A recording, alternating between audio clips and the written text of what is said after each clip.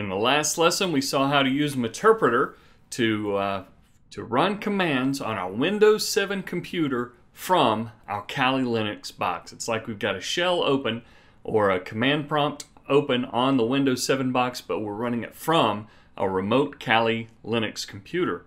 What we saw that we couldn't do, though, was run administrative level commands, like maybe removing the game.exe file so that it's no longer there.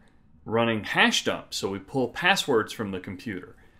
We're going to see how we can get that system level access with another exploit called privilege escalation.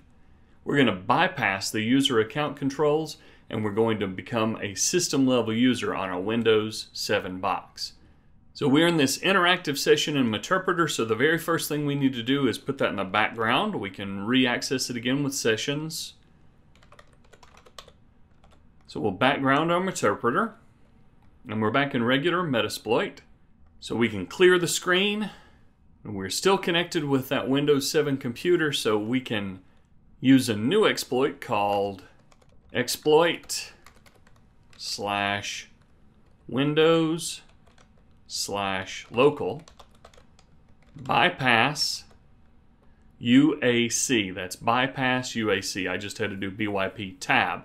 We're going to bypass those user account controls on this Windows 7 computer, and we're going to become a root user. So we're going to root Windows 7. Just like with the other exploit, we need to show the options. And you can see we need a session number for this. So our session number of the machine that we were just talking to was session number 1. So we'll say set session with all uppercase 1. And now we'll show options again. And now our session is set correctly to 1, and the technique is an executable, but that's okay. We don't need to change anything there. We're going to set payload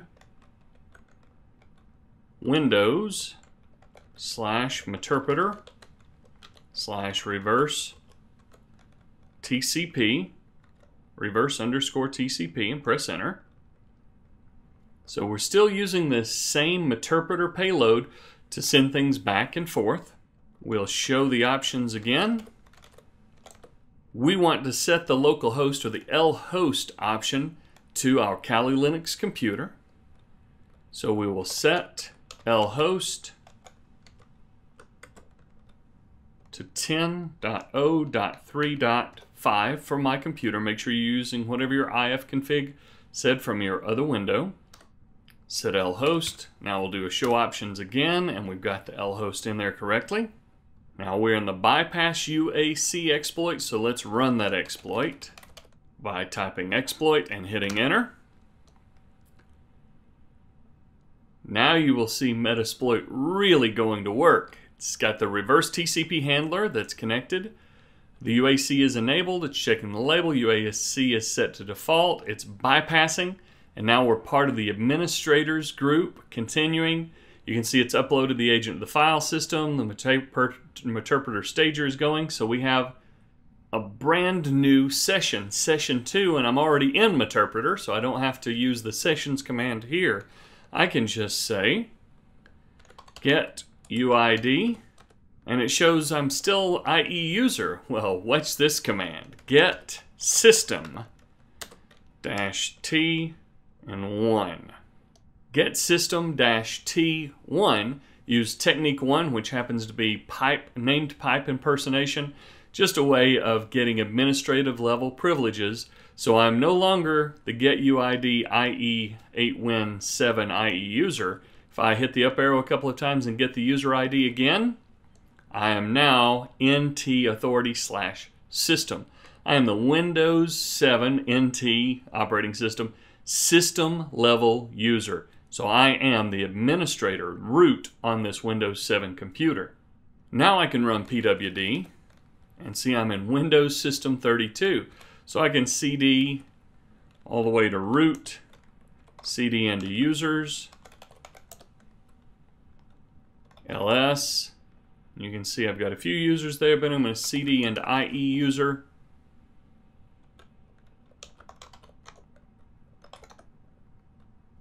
CD into their desktop downloads folder. I can see that game.exe.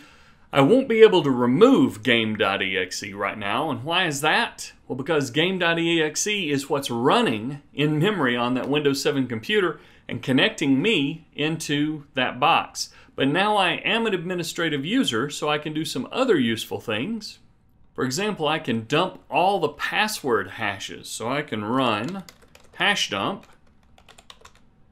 And hashdump has shown me some pretty interesting things already. Do you see this IE user is password? It's already told me because we had a password hint in this Windows 7 computer that we downloaded as a VM.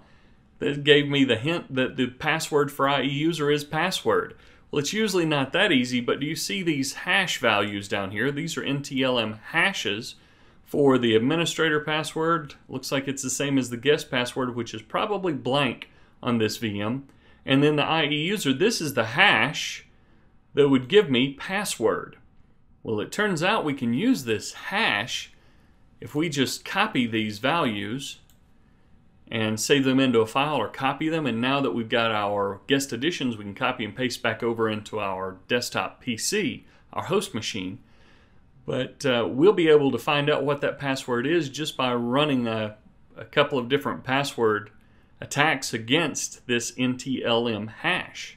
So even though this is a one-way hash or an encoded version of the password, I'll be able to recover it and get it back. Just for good measure, let's move back over to the Windows 7 computer, add a couple more user accounts, and then come back and run this password hash dump again. So I'm in my Windows 7 VM, and I'm going to come to the Start menu, Control Panel, User Accounts, and I'm going to add or remove user accounts. Let's create a new account. Let's create a new account name, Fred.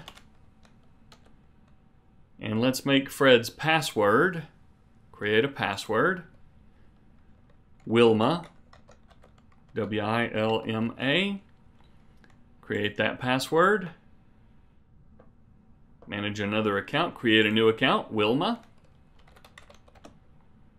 and let's make her password, Fred, create that password.